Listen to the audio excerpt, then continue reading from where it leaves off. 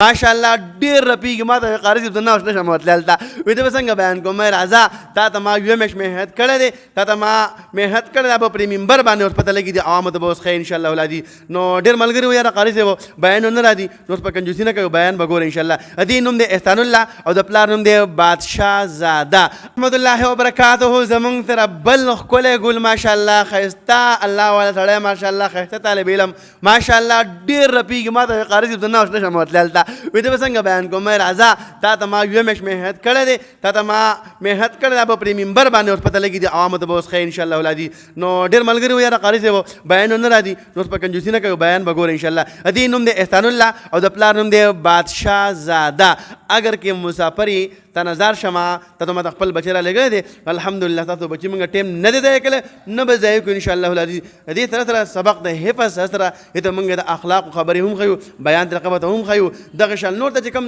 په معاشره کې کومه زندګي تېرېږي هغه ټول به ته ښیو نو بایو راځئ دا به اوس ما ورته ته په دې منبر باندې د دې طلبا کرامو په مخ کې او په دې میډیا په مخ کې به ما ورته د اکابر علما دیوبند د هغې په باره کې بیان کړي راځئ جي صرف فرماش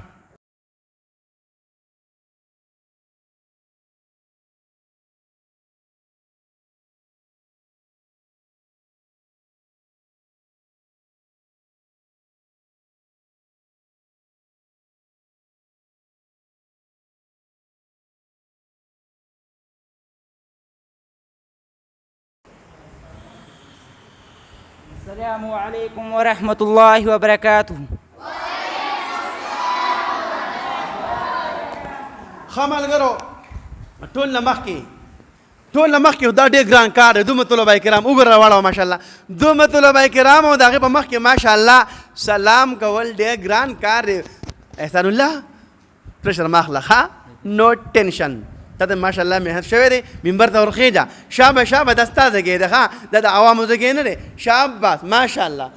طلبه کرامو ته راوړه ماشاءالله وګورئ جي څومره ښایسته ډسپلین ماشاءالله بیا د کلي مدرسه او دا په کوم ځای کې دا مدرسه ده دا په تلاش باجړو بالا اور په کوټ منځۍ کې ماشاءالله ښایسته مدرسه ده د کلي مدرسه جي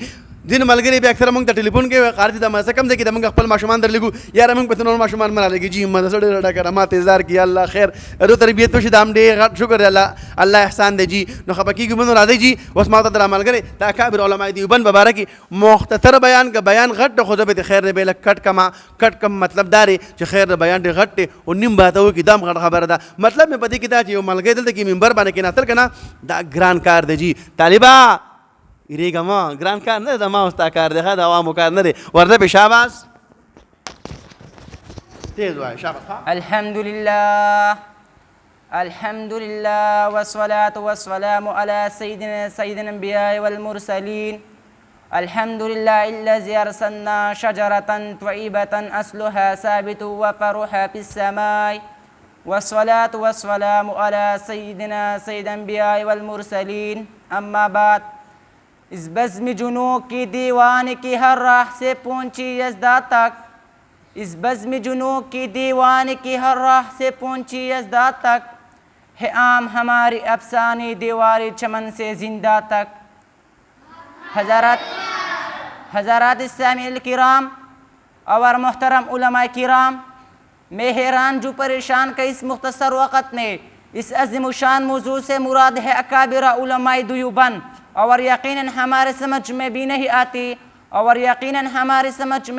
आती कि दस्तान का आगाज़ कहाँ से शुरू करो और कैसे करो इसकी किन किन खूबियों को बयान करो और किन किन खसूसियात को नज़रअंदाज करो या इसकी सरगर्मियों का तज़किरा करो या इसकी मुजाहिदना करना मारूदात सुनाओ او دا بیان مې ځکه کټ کو کنه ملګرو چې دلته کې انتهایی واړه ډېر زیات پاتې دي او ټیم وخت کم دی کنه جي او د بدلیم پته نه لګي زبردست ستا نظر ستا نه قربان ماشاءالله دومره ایج کې ماشاءالله په طالبۍ دور کې یاره ما خو دا منبر نه دی لیدلی او دومره طالب علم ماشاءالله راغی او ما تاسو ته اکابر علما دیوبند یو دوه درې الفاظ هم وي که څوک وایي چې ټول بیان نه دی نیم ده بس نیم هم دی راځئ نو دا دومره غټ قرباني وکړه څومره ښایسته ښکاري دا پټکي کې څومره ښایسته ښکاري واسکټ سپینې کپړې ښکلی رومیل ماشاءالله ښایسته انداز ګورک جي څومره طریقه ده جي پټکې فسرول نبی صلی الله علیه وسلم هغې فسر کړی دی نو موږ هم طالبانو ته فسرو که نه جي نو خفه کېږئ مه جي ویډیو ته کېږي ویډیو خوښ شوي مخکې ملګرو ته ضرور شیر کړئ جزاک الله د الله فامان الله مو عمر کې مال کې جان کې برکت واچوه